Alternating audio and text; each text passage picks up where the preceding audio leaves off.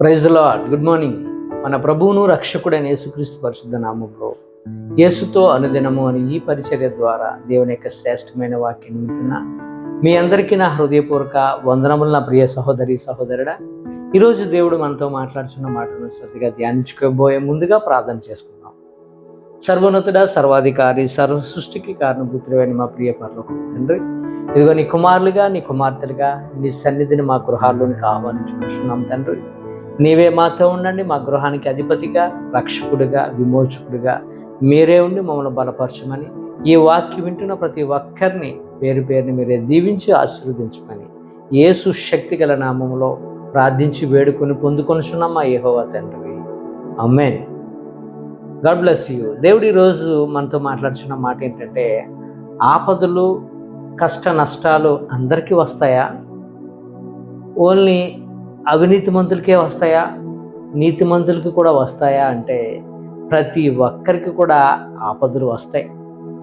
నీతిమంతునికి వస్తాయి, అవినీతిమంతునికి కూడా వస్తాయి. వర్షం పడుతుంది అనుకోండి, అందరూ వెళ్తున్నారనుకోండి, ఆ వర్షము నీతిమంతుని మీద పడుతుంది, అవినీతిమంతుని మీద కూడా పడుతుంది. కనుక వాక్యం సెలవిస్తుంది. ఈరోజు మనతో మాట్లాడుతున్న సూటైన మాట సామెతల గ్రంథము 24వ అధ్యాయము 16వ వచనాన్ని మనం గమనించినట్లయితే, నీతిమంతుడు 7 మార్లు పడినను అతడు తిరిగి లేచును, ఆపత్కాలమందు భక్తిహీనులు కూలుదురని. నీతిమంతులు ఎన్నిసార్లు పడినా దేవుడు వారిని లేపుతాడు. నీతిగా జీవిస్తే కష్టాలు రావని కాదు, నీతిగా జీవించిన కష్టాలు వస్తాయి, నీతిగా జీవించకపోయినా కష్టాలు వస్తాయి. యోబు ఎంతో నీతిమంతుడు, ఆయనకి కష్టాలు రాలేదా? కష్టాలు దేవుడు ఇచ్చాడు అనుకోండి. ఏది ఏమైనప్పటికీ కూడా ప్రతి ఒక్కరికి కష్ట నష్టాలు, నష్టము, లాభము అన్నీ ప్రతి ఒక్కరికి ఉంటాయి. 34వ కీర్తన 19వ వచనంలో వాక్యం సెలవిస్తుంది, నీతిమంతునికి కలుగు ఆపదలు అనేకమైనవట. ఒకటి కాదు, రెండు కాదు, అనేకమైనవి నీతిమంతునికి ఉంటాయి.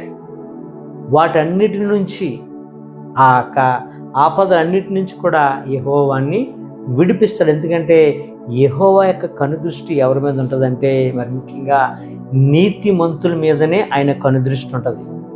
నీకు, నాకు, మనందరికీ 6 బాధలున్నాను, వాటి నుంచి దేవుడు తప్పిస్తాడు. 7వ బాధ వచ్చినప్పటికీ కూడా ఏ కీడు రాకుండా నిన్ను నన్ను కూడా దేవుడు కాపాడతాడు.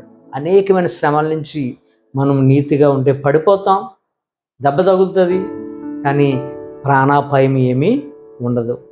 యెహోవా దృష్టిలో మనం ఉండాలంటే ఏం చేయాలి అంటే, ఆయన దృష్టి నీతిమంతుల మీదనే ఉంటుంది. కనుక నీతిమంతుడు ఎలా ఉండాలంటే, ఇతరులకు ఎప్పుడు కూడా హాని తలపెట్టేవాడుగా ఉండకూడదు. ఒకవేళ ఇతరుల వల్ల ఈ నీతిమంతుడు, అతనికి ఆపద రావచ్చు, అతనికి కష్టం రావచ్చేమో, కానీ అతని వల్ల ఎదుటి వారికి ఏ కష్టమో నష్టమో, నా వల్ల అతడు హాని పొందాడు, నా వల్ల అతడు లాస్ అయ్యాడు అనేది నీతిమంతుడు ఎప్పుడు దాన్ని తట్టుకోలేడు. అవసరమైతే ఇతరుల కొరకు ఇతడే ప్రాబ్లమ్స్ను ఫేస్ చేస్తాడు తప్ప, నీతిమంతుడు అలా ఉంటాడు. 92వ కీర్తనలో 12వ వచనంలో ఉంటుంది, నీతిమంతులు ఖర్జూర వృక్షం వలె మువ్వ వేయుదురు, లెబనోను మీది దేవదారు వృక్షము వలె వారు ఎదుగుదురని. ఇక్కడ నీతిమంతుని ఖర్జూరపు చెట్టుతో పోల్చాడు.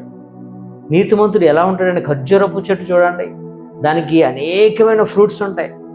నీతిగా జీవిస్తే అనేకమైన ఫలాలు ఉంటాయి, ఎప్పుడు సమృద్ధితో ఉంటుంది ఖర్జూరపు చెట్టు. అలాగా నీతిమంతుడు ఎప్పుడు కూడా సమృద్ధితో నింపబడి ఉంటాడు.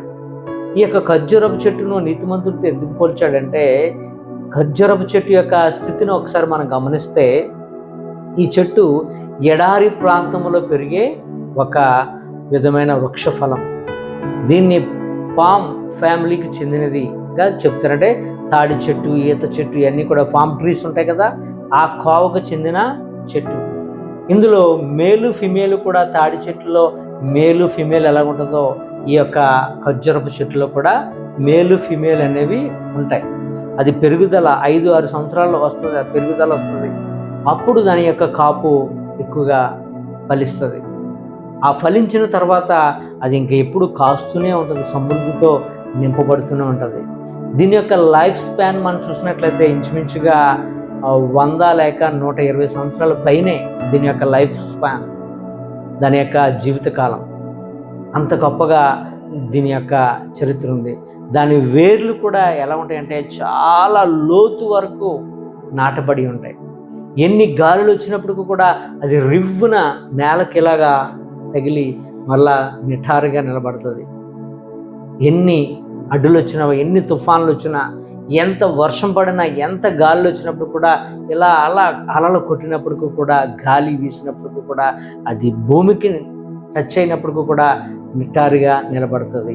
కానీ దాని కాండానికి మాత్రం ఎటువంటి ఇబ్బంది కలగదు, ఎంతో సేఫ్గా ఉంటుంది. అలాగే నీతిమంతుని మీద అనేకమైనవి అలజడులు ఉంటాయి, అనేకమైన ఒత్తిళ్ళు ఉంటాయి, అది ఇంకా వర్ణించలేము. అయినప్పటికీ కూడా నీతిమంతుడు ఖర్జూరపు చెట్టు ఎలాగైతే అలలకు తట్టుకుందో అలాగే నీతిమంతుడు కూడా తట్టుకుంటాడు, దేనికి కూడా భయపడడు. వాక్యం సెలవిస్తుంది 37వ కీర్తన 39వ వచనంలో, యెహోవాయే నీతిమంతునికి రక్షణాధారము, బాధ కలిగినప్పుడు ఆయన వారికి ఆశ్రయదుర్గం అంటారు. ప్రతి దాంట్లో కూడా దేవుడు వారికి పక్షముగా ఉంటాడు. యెహోవాయే వారికి సహాయుడే, వారికి ఆశ్రయదుర్గం. సమస్తము కూడా వారికి ఆశ్రయమైనే, రక్షణ అయినే, సమస్తము కూడా యెహోవా దేవుడే. ఎందుకంటే నీతిమంతుల యొక్క పక్షముగా వ్యాజ్యం ఆడేవాడు దేవుడు. నీతిమంతుడు ఎన్నడూ కదల్చబడడు, నిఠారుగా నిలబడి ఉంటాడు. పడిపోతాడు, లెగిస్తాడు, అయినా నిఠారుగా ఉంటాడు. ఎక్కడ నీతిని విడిచిపెట్టడు. ఈ మాటలు ఉంటున్న ప్రియ సహోదరి సహోదరుడా, మనం ఉంటున్న చోట్ల, మనం చేస్తున్న ఉద్యోగాలలో, పనుల్లో మనం ఎక్కడ కూడా రూపాయి డబ్బు కొరకు మన యొక్క నీతిని ఇప్పుడు కూడా విడిచిపెట్టుకోకూడదు. ఎందుకంటే దేవుని యొక్క కనుదృష్టిలో మనం ఉండాలి. ఈరోజు ఆయన మనల్ని చూస్తున్నాడు, మనల్ని ఆదరిస్తున్నాడు అంటే మన నీతిగా ఉంటేనే ఆ ఆదరణ మనం పొందుకుంటాం, ఆ రక్షణ పొందుకుంటాం, ఆ ఆశీర్వాద ఫలాన్ని మనం పొందుకుంటాం. ఈ యొక్క మాటను మనం అందరము ఖచ్చితంగా పాటించే వారికి ఉండాలి. నీతిని ఎక్కడ కూడా విడిచిపెట్టకూడదు. ఈ కొద్ది మాటలు దేవుడు మనందరి జీవితంలో నెరవేర్చి నీతిగా ఆయన మార్గంలో నడిపించి ఆయన పక్షముగా, ఆయన రాజ్య వారసులుగా మనల్ని అందరినీ దేవుడు దీవించును గాక. ఆమేన్. God bless you.